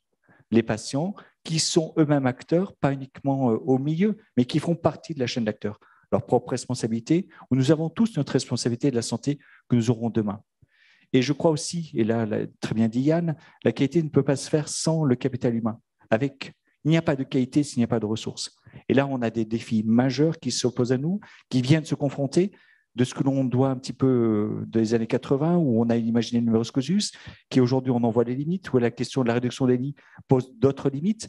On voit bien qu'à un moment, on devra se réinterroger du juste soin, parce que soigner, lorsqu'à un moment la T2A nous impacte à faire des actes qui ne sont pas forcément opérants, et je pense à Susan Wesley, la santé avec soin, la santé durable, permettra peut-être de dire que certains actes ne sont pas pertinents, pas utiles, et là on renvoie sur la pertinence. Mais est-ce que cette pertinence se confronte-t-elle avec la performance quand on a à un moment uniquement une vision économique? Là devient sur l'éducation thérapeutique qui aujourd'hui n'est peu, mal, pas du tout valorisée. Pourtant, prévenir, c'est bien l'une des premières démarches. Et le principe de précaution qui m'embête, je le préfère le principe de prévention, être vigilant, être sensible, être prêt à réagir à n'importe quelle crise inimaginable. Et je pense que là, c'est pas un miracle, mais c'est une réalité de ce que depuis 2 ans, l'ensemble du monde hospitalier, du monde médico-social, du monde social a réagi, continuera à réagir. Je suis raisonnablement optimiste. Raisonnablement, ça veut dire qu'il y a des défis, ça veut dire que c'est possible, ça veut dire qu'à un moment, il va falloir se pencher, accepter des renoncements, c'est choisir, accepter de la juste sobriété, ce n'est pas dire à un moment interdire le soin. Et l'innovation, elle peut être pertinente. L'innovation, je serai aussi attentif à… Nous avions lancé il y a 5-6 ans au niveau de la FACS une enquête sur l'informatisation de la prise en charge médicamenteuse, qui est un préalable à la sécurisation des soins. Et nous avions constaté, dans notre enquête, que l'informatisation, l'énumérisation, la digitalisation peut en son sein générer ses propres risques sur lesquels je dois être attentif. Donc, une réponse, oui, des réponses dans une complexité sans jamais chercher à simplifier, parce que là, nous tromperions d'enjeux. Donc, la performance, il y en a certainement, mais la performance, ce n'est pas l'immédiateté. Or, souvent, nous sommes dans de la réduction des coûts et sans penser le système. Et quelquefois, il faut être capable d'investir pour pouvoir se projeter dans du long terme, du moyen terme. Or, nous voyons bien avec les crises successives que nous sommes confrontés, qu'est-ce que le long terme? C'est 3 mois, c'est 6 mois, parce qu'aujourd'hui, nous sommes dans des temps de plus en plus de l'immédiateté. Donc, c'est trouver ces équilibres entre ce qui est le juste soin, le bon soin, le bien agir, pour un sens qui est toujours partagé, mais qui est sans arrêt réinterrogé. Et là, la démission, l'épuisement de certains nombres de professionnels, le Ségur qui a apporté des réponses, qui a créé d'autres difficultés, parce que le Ségur est arrivé en émiettement, le Ségur, c'est de la prime, ce n'est pas du salaire, c'est demain après-demain comment ces professionnels qui s'investissent. Les métiers de la santé, jour-nuit, etc., sont des métiers aussi d'une fragilité, sont difficiles, mais permettent, si l'on construit des projets de vie, peuvent permettre peut-être de construire d'autres choses. Donc voilà un petit peu les quelques réflexions qui me venaient, mais c'est très compliqué parce que vous avez à peu près d'aborder toutes les questions. Et je finirai quand même sur le fait que nous sommes un aménageur du territoire et que ça, malheureusement, c'est très mal pris en compte dans notre T2A ou dans nos financements institutionnels. Tout à fait, merci beaucoup. Du coup, je profiterai de vous annoncer de 2 événements. Le premier, la Sauvegrèce, c'est une association qui va fêter ses 20 ans. Nous sommes en train de le finaliser, ce devrait être le 24 juin. Le modèle, le format est en train de se construire. Et puis, nous organiserons, et puis parce que le retour au présentiel nous le permet, le 6 octobre, nous organiserons le congrès de la FACS dans un ensemble de mouvements parce qu'on s'appuie sur les démarches de certification qui sont des démarches d'évaluation, d'interrogation autour de 3 axes. Le patient, le premier axe, le premier chapitre, qu'on trouve aussi bien en médico-social. Le second, les équipes, les professionnels. Et le troisième, l'institution. Merci. Merci beaucoup. Merci, on applaudit, merci infiniment. On applaudit tout le monde. Alors, vous avez fait une démonstration de vraie performance parce que le luxe, c'est qu'on va s'offrir 20 minutes d'échange, débat avec le public, notamment sur les nombreuses questions qui sont déjà en gestation. Voilà, donc voilà, on souhaitait en tout cas saluer, je dirais à la fois la performance de votre intervention et surtout la possibilité de pouvoir vraiment maintenant échanger parce que les questions centrales vont être posées. Alors, comment procède-t-on? On demande dans la salle comme hier. Oui, j'attends de recevoir les questions en ligne, donc on va donner la priorité. Déjà, oui, ça, je m'en doutais. On va dire 1, 2, 3, 4 questions. Alors, 4 questions. Alors, on va prendre les questions pour vraiment optimiser. On les prend et puis ensuite, les personnes vont répondre. Très bien. Voilà, on prend les 4 questions. Allez-y. Si c'est des oui, questions, c'est à la fois Didier As, donc je suis actuellement donc le fondateur des Rencontres Santé de Nice, mais précédemment j'ai travaillé en ARH, j'ai monté des structures comme la clinique Jules Verne à Nantes et j'ai dirigé le groupe hospitalier de la Mutualité française. Donc ce qui m'a donné effectivement. Et aujourd'hui, je suis aussi administrateur d'une grosse association qui s'appelle l'Orsac, dont le siège est à Lyon. Ma réflexion, c'est plus qu'une question sur les leviers de personnel de performance pour améliorer la qualité des soins. Effectivement, à mon sens, il y a 2 éléments essentiels. Il y a le micro et le macro. Le micro, c'est ce qui a été dit tout à l'heure, notamment sur toute la question de l'appropriation par les patients, de leur participation. On en parle beaucoup aujourd'hui de l'expérience patient. Je crois que cet après-midi, il y aura Makwevi, qui est le président de l'Institut français d'expérience patient. On parle beaucoup du patient partenaire. Bon, j'ai beaucoup travaillé aussi avec les Québécois sur ces questions et je crois qu'ils ont vraiment une longueur d'avance sur nous, donc ça vaut le coup de faire du benchmark, même si on ne peut pas tout transférer. Mais on a encore des progrès fabuleux à faire en la matière. Et je pense que ça sera un élément d'amélioration très clair de la qualité des soins, parce que les patients sont très loin. Je veux dire, 20 ans après la loi Kouchner, nous, on l'évaluera dans le cadre des prochaines rencontres santé de Nice, mais en tout état de cause, on a encore des progrès fabuleux à faire en la matière. Et ça me rappelle juste une micro-anecdote, hein, Jean-Luc, je prends 15 secondes. Quand j'étais à la RH des Pays de la Loire, j'organisais le samedi matin des formations pour les représentants des usagers dans les conseils d'administration des établissements publics, notamment les CHU de Nantes et d'Angers. Et je peux vous dire que c'était d'une complexité pour eux. Après, ils se retrouvaient à devoir se positionner dans les conseils d'administration, mais je veux dire, ils comprenaient effectivement pas grand-chose. Donc, la question micro, la question du patient est essentielle aujourd'hui, et c'est pas que les patients. Je reviens sur ce qu'a dit Gilbert Mounier, c'est aussi les usagers, c'est aussi les résidents, c'est aussi effectivement les personnes accompagnées. Donc, on a un travail fabuleux à faire en la matière. Deuxième point, je finis là-dessus.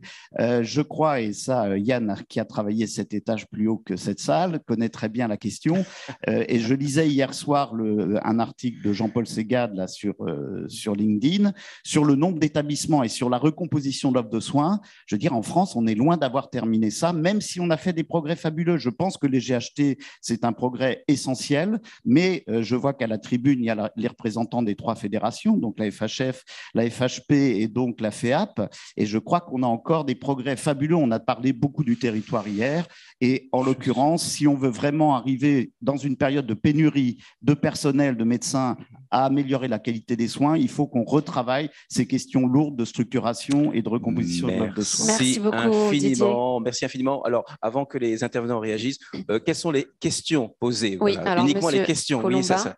Oui. Alors, on va les prendre, vraiment, on les prend toutes, et puis ensuite, on donne de la liberté, parce que nous profiterons on voudrait optimiser de la pause. les 15 minutes. Voilà. Allez-y, professeur Colomba. Oui, voilà.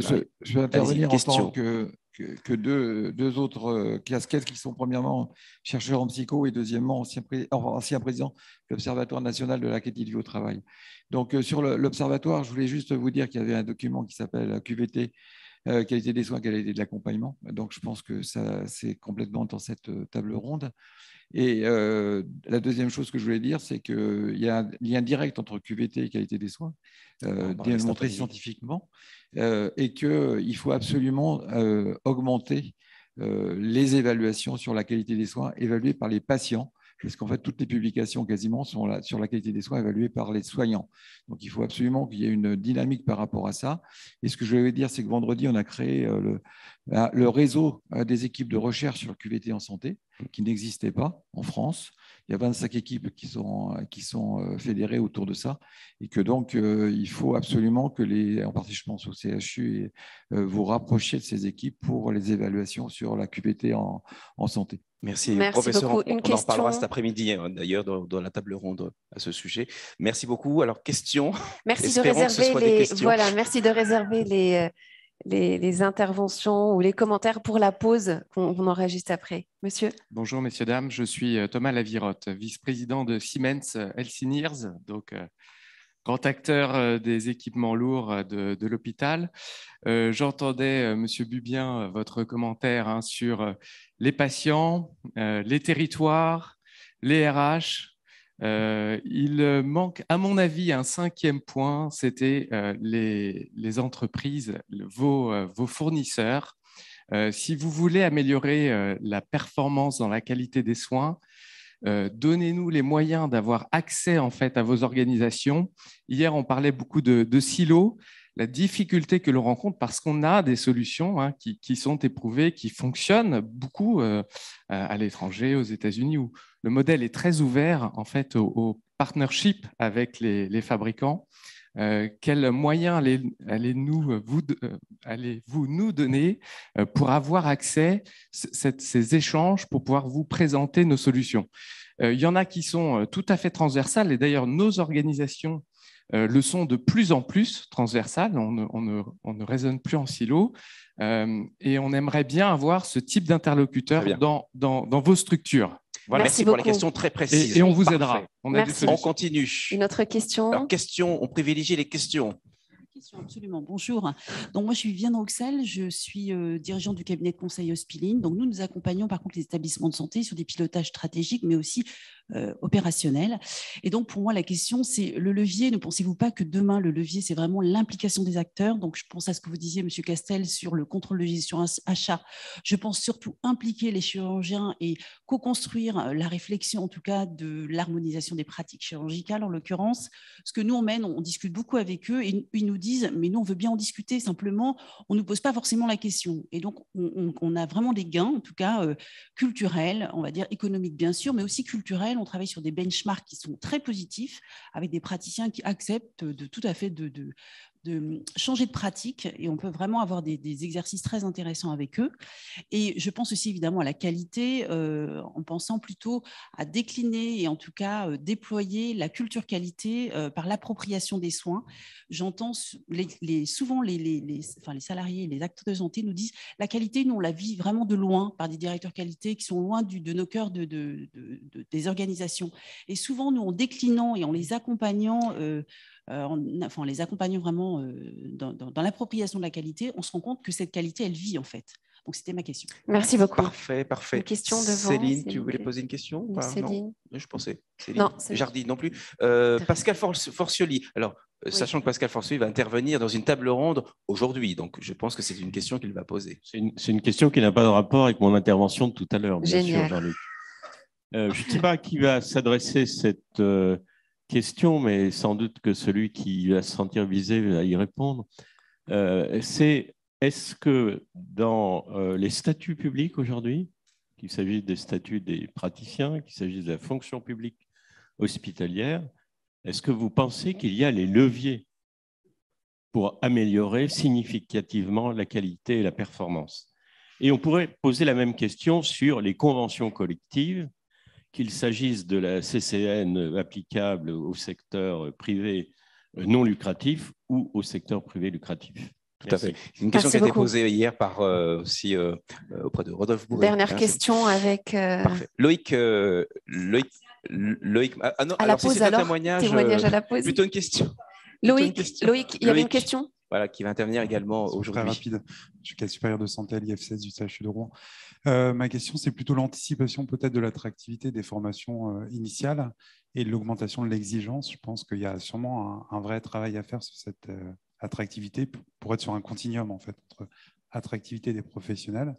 Donc, comment vous imaginez un peu cette attractivité dès les formations paramédicales et probablement la question de l'exigence aussi. Je re-questionne peut-être la question de Parcoursup avec la sélection de Parcoursup qui, moi, me questionne beaucoup en termes de critères de sélection. Merci beaucoup. Bon. C'est bon. Alors, commençons par le partenariat et la collaboration avec les industriels, qu'ils soient éditeurs, fournisseurs d'équipements ou autres. Comment ouvrir les portes et comment décloisonner et peut-être démystifier l'image de l'industriel qui est aussi là pour collaborer, parce que dans tous les cas, on paye, autant payer pour quelque chose de pertinent et de performant. Qui veut répondre? J'ai une provocation qui serait de dire combien vaut une maladie. C'est un peu ce que tenait le discours de certaines associations où un cancer rapporte tant de milliers d'euros.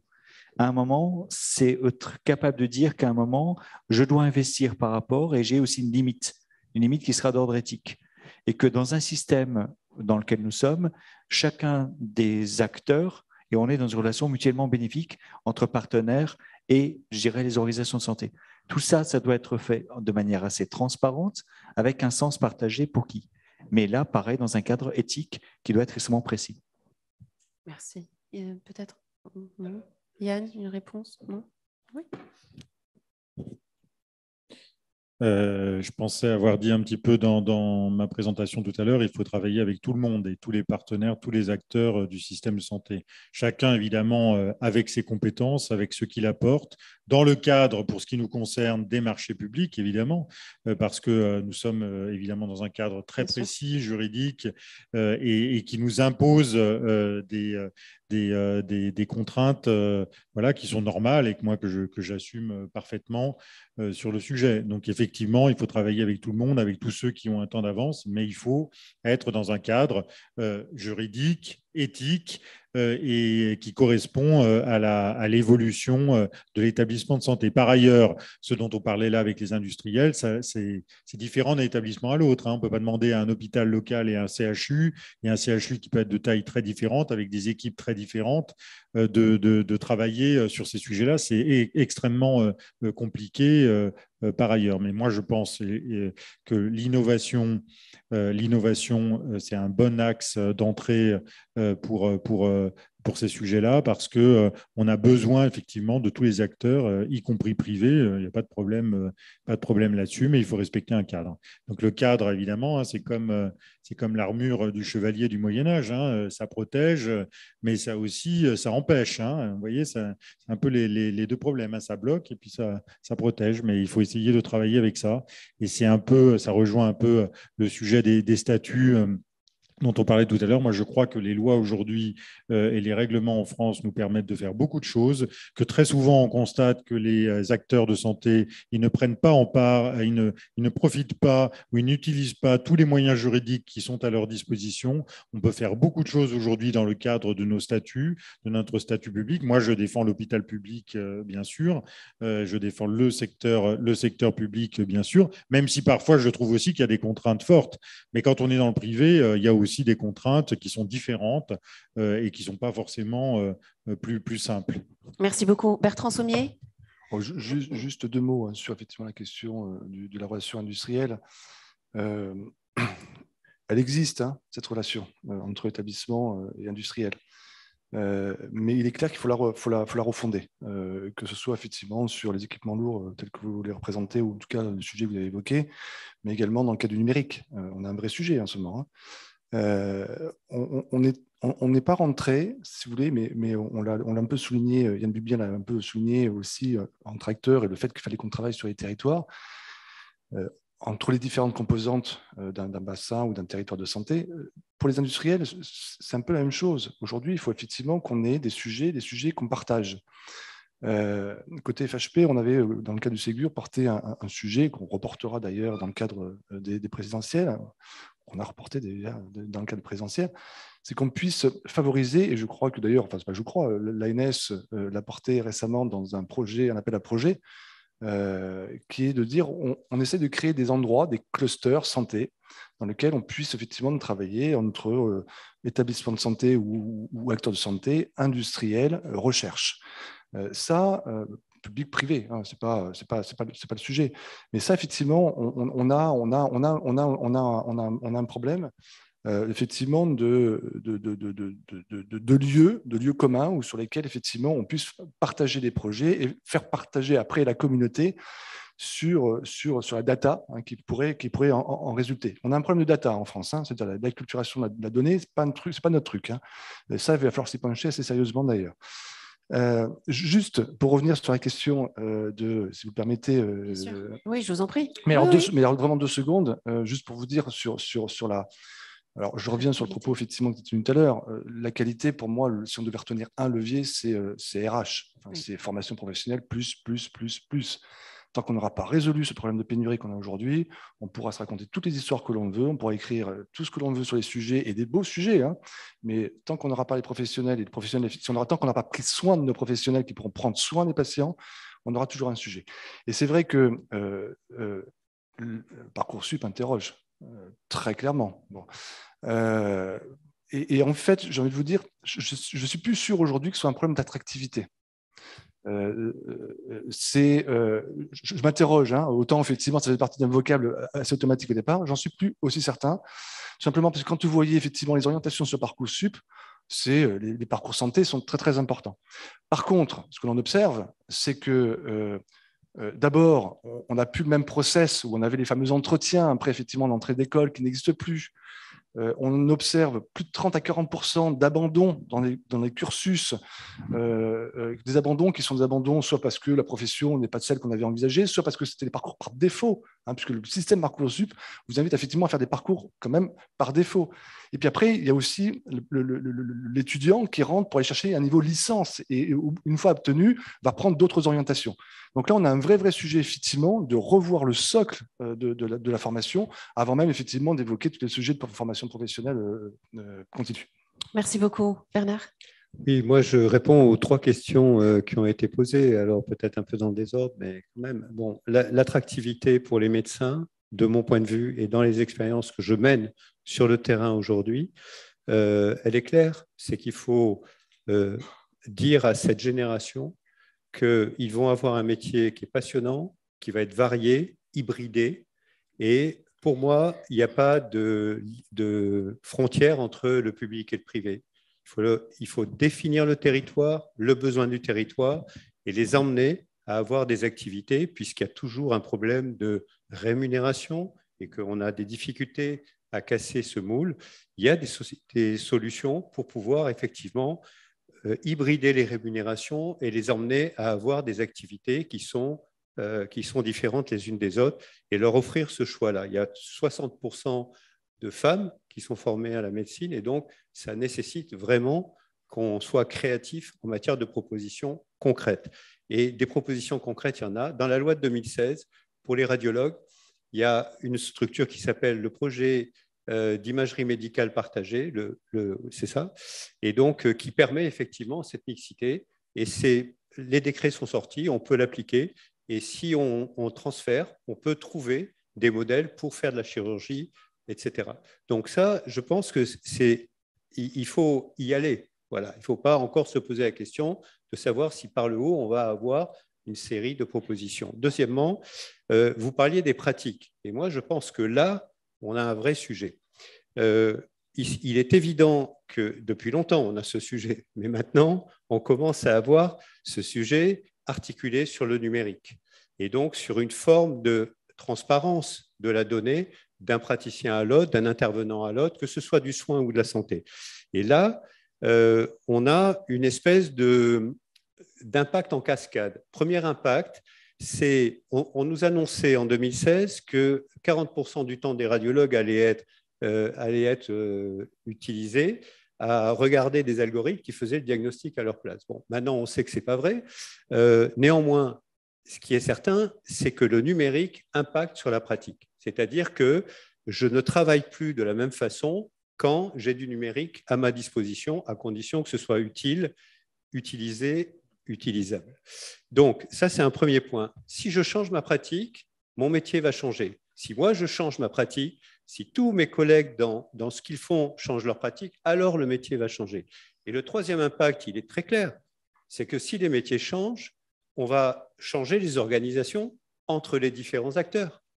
Mais ce qui est nouveau, très nouveau, et c'est ça que le territoire nous impose, quelle que soit son étendue, c'est pour ça que je parle souvent de territoire intelligent, en me disant peut-être qu'on pourra être intelligent pour articuler les territoires, c'est que la communauté des personnes qui sont impliquées dans les pratiques, les métiers et les organisations, cette communauté, elle est faite d'un nombre incalculable de personnes sur un territoire.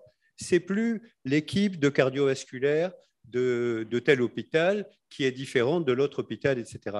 On commence à transversaliser et on voit bien que chaque individu est projeté dans un espace dont il n'a pas conscience, dont il n'a pas les limites et qu'il faudra bien définir dans les années qui arrivent, peut-être à travers les mandatures. Moi, je reprendrai complètement derrière, parce que ça interroge, encore une fois, ça interroge vraiment la structure profonde et notre éducation, en fait, à prendre soin.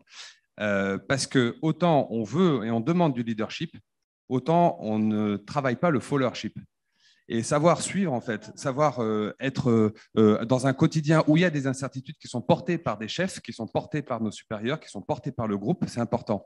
Prendre soin, c'est d'abord une qualité de présence, mais la première qualité de présence, c'est réellement à soi-même. Il faut s'aimer pour pouvoir donner. Il faut avoir pour pouvoir donner. Donc, d'abord, prendre soin. Et ça, on rejoint directement la qualité de vie au travail. Mais on est dans un système où on parle beaucoup de numérique. Et la transformation depuis 50 ans du numérique, à mon avis, change profondément notre rapport. En plus, avec on est handicapé par notre luxe, hein, par tout ce que l'on a. Notre rapport, en fait, très, très viscéralement, c'est-à-dire on est dans un monde binaire, voire même unitaire, où finalement on renvoie, tu dois me donner. Et les soignants, on voit souvent, le système doit, mais moi, qu'est-ce que je dois au système? Je dois prendre soin du système. Donc, un système unitaire, ça, c'est la cata. Le système binaire, 0-1, c'est l'avènement du numérique. Non, moi, je me propose un système ternaire. Système ternaire, en fait, on doit rester. Moi, toi, le patient, le proche aidant, le système. À chaque fois que dans notre réflexion, il manque un des trois éléments, dire rapport avec nos partenaires, par exemple, sur les trucs, il manque le patient ou le proche aidant, on est cramé. À partir où je parle, moi, de mes soignants aux urgences, je leur dis, il faut que vous appreniez à mettre les patients en UHCD administratif parce que sinon, on perd des sous et qu'on ne prend pas soin du système, on est cramé. Oui, mais nous, on n'est qu'à la clinique. Le chirurgien, le truc comme ça, enfin, l'urgentiste qui oublie de valoriser le système, qui oublie sa qualité au quotidien, qui est moi, la plus belle définition de la qualité, c'est ce que l'on fait lorsque personne ne regarde. Et ben ça, on voit bien que c'est lundi. Je ne sais plus qui a dit ça, mais je trouve que c'est très fort. Non, mais c'est ça. Ça montre bien qu'en fait, c'est l'individu qui est au cœur du système. La prise en charge du facteur humain est complètement délaissée, alors qu'on commence à faire des parallèles avec l'aéronautique. Et on voit bien que la démarche de l'aéronautique est très forte. Mais pourquoi? Parce que le pilote, quand il est dans l'avion et que l'avion se crache, il est dans l'avion. Nous, on a cette chance-là. C'est que lorsque l'avion se crache, on n'est pas dans l'avion. Et nous, nos erreurs, en tant que médecins, on les enterre. Merci, Gilbert. J'ai une minute pour un jeu-tuile. Donc, c'est Ricoeur, effectivement. Nous, on est dans la question de jeu-tuile. Je ne suis pas tout à fait d'accord avec toi, Hugues, parce que la question de la seconde victime, pour moi, elle est prégnante. Quand à un moment, l'équipe de soins s'embarque et est face à une situation de risque et qui est face à finalement une erreur collective, c'est non seulement la seconde victime, mais je pense déjà aussi à la troisième victime, qui est l'institution. Mais ce que je sais aussi, et là, dans la question de l'engagement, d'en servir, d'en être, ce n'est pas uniquement la position sacrificielle. Pour répondre, c'est que je sais aussi que quand nous sommes dans le système de santé, nous sommes là, pas parfois par hasard, pas complètement, mais si nous y restons, c'est par choix. Et ce que je sais aussi, j'observe, déjà je vois aussi à la Croix-Rouge, dans les centres de formation, il y a des formations initiales, mais il y a aussi des formations continues. Et je crois énormément à la capacité tout au long de la vie, de la capacité à se projeter, à apprendre, à poursuivre. Par contre, ce que j'aimerais, c'est qu'on coupe ces plafonds de verre. J'ai été à un moment, à 18 ans, PACES, médecine, ou pharmacien, ou kiné, ou etc. Comment à un moment casser ces frontières, parce qu'elles sont complexes. Merci beaucoup, Gilbert. Alors peut-être un mot de conclusion de nos invités. Et Thérèse, tu vas m'en vouloir, mais on laisse peut-être l'échange à la pause, ou tu as vraiment une question? Ah non, ce n'est pas une question, je veux témoigner. Peut-être tout à l'heure autour du café, s'il te plaît. Très rapide. Très rapide. Très rapide. Ah non, c'est pas possible parce que hier déjà, j'ai dit à Rodolphe Bourré que j'en parlerai aujourd'hui puisque Bernard Castel a en fait complété. Ce que je voudrais, c'est témoigner d'un levier de performance du terrain complémentaire avec un levier de performance dans la formation continue. Je suis au comité de pilotage d'un master de coordination des trajectoires de santé à l'Université de Lille. Nous avons des personnels qui viennent de tous les terrains, aussi bien du territoire, les CHU, les CH, etc. Et nous avons remarqué avec le professeur Puisieux, qui est gériatre et donc directeur de ce master de coordination, que dans un contexte comme celui de Valenciennes, je suis désolée, mais je suis des Hauts-de-France, donc je connais Valenciennes, qu'un contexte comme celui de Valenciennes, où on a vu hier qu'il y avait des leviers de performance pour la qualité en fonction d'une certaine organisation, d'une certaine décentralisation. Aujourd'hui, Bernard Castel, vous nous avez donné un autre levier qui est celui de l'accompagnement, si j'ai bien compris, par la numérisation des projets que les personnels ont le droit d'anticiper et de mener. Et moi, de l'autre côté, au niveau du master de coordination, nous avons remarqué que des personnels qui viennent avec un projet, qui viennent faire un master en sachant ce qu'on va leur demander à la fin du master, en sachant quel poste ils vont avoir à la fin du master, nous avons un accompagnement qui est extrêmement positif et un accompagnement qui donne un vrai levier de performance. Donc, on est là dans des complémentarités de levier de performance. Et j'insiste énormément là-dessus parce qu'on a 2/3 des personnels qui viennent dans ce master qui, en terminant le master, ne savent pas quel poste ils vont prendre et surtout retournent, par exemple, dans leur fonction d'infirmière ou dans une autre fonction. Comment voulez-vous être motivé pour la qualité des soins? Merci. Un autre exemple de partenariat, justement, de sortir des murs de l'hôpital. Alors, je retourne à ma question. Alors, conclusion. Un mot de conclusion. Un mot. Oui, un mot. Hugues. Un mot de conclusion. Bon, voilà, il n'y a plus personne. Bertrand Sommier.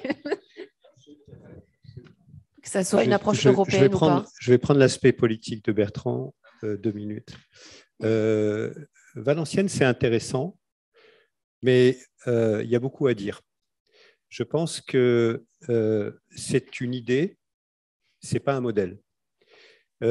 Ça permet un certain nombre de choses, mais ça a aussi ses limites. Et donc, dans cette discussion autour de qui fait quoi pour qui, etc., qu'on a abordé tous ensemble, je pense que le modèle de la gouvernance des hôpitaux est une vraie question, mais elle est une question parmi toutes les autres questions qu'on a soulevées aujourd'hui. Et je crois qu'il est sage d'en rester là pour le moment, pour ne pas brouiller les cartes et pour ne pas perdre l'énergie qu'on a à donner à l'action. Merci beaucoup, Bernard. Et Gilbert? Alors, je vais défaillir une des règles de la Croix-Rouge, qui est la neutralité. Au sein de la Croix-Rouge, il y a la mise en place d'intrapreneuriat. Je crois à la capacité à permettre à tout professionnel qui le décide à se projeter, à se donner, à prendre ses responsabilités. C'est un modèle qui fonctionne puisqu'il y a un laboratoire d'innovation qui peut être partagé avec le laboratoire. Je crois que l'innovation peut venir aussi par rapport aux équipes en leur donnant la capacité de prendre les clés du camion, les clés d'agir et le pouvoir d'agir. Parce que je crois que c'est la question de l'autonomie, l'empowerment, qui doit être un moment projeté à tous les niveaux, autant pour le patient que pour les professionnels. Et en même temps pour les équipes et les établissements, quand l'État doit mettre dans l'article 51 une possibilité d'agir. Merci Gilbert. Bertrand Sommier, un mot de conclusion? Une petite phrase? Me tentez pas. Non, je crois qu'après avoir entendu effectivement les uns les autres, revenons aux fondamentaux. Vraiment, reprenons effectivement les fondamentaux de ce que sont la qualité des soins, nos exigences, la complexité, encore une fois, au sens pas compliqué, mais au sens complexe et qu'il faut appréhender comme tel. Revenons dans ces environnements-là, revenons sur les fondamentaux. Les fondamentaux, ils sont humains. Donc, et ça, il faut travailler sur tous les vecteurs, effectivement, sur les vecteurs humains. Merci Bertrand. Yann? Nous sommes en Europe, donc je vais citer Goethe.